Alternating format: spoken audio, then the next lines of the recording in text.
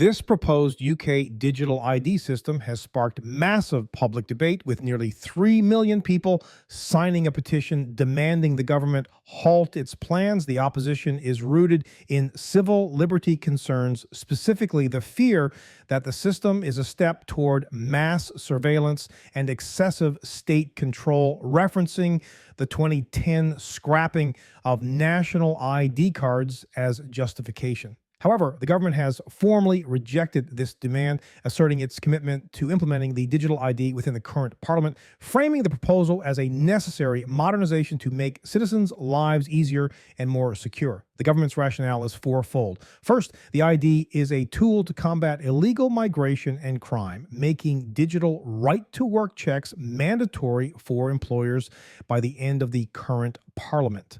Second, it aims to streamline public services, building on the gov.uk wallet to reduce frustrating paperwork for tasks like accessing benefits or tax records. Third, it enhances security by replacing easily forged physical documents with more secure digital credentials, thereby reducing fraud.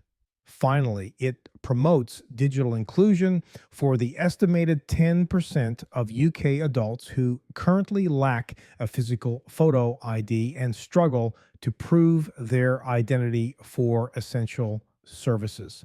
The proposed system is not a physical card, but a digital credential, functioning much like a boarding pass or payment card in a smartphone wallet.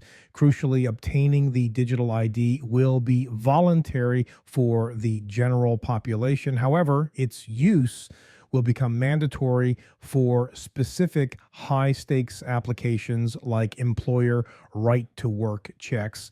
The government guarantees that it will not be a criminal offense to refuse the ID, and police will not be able to demand to see it during a stop and search.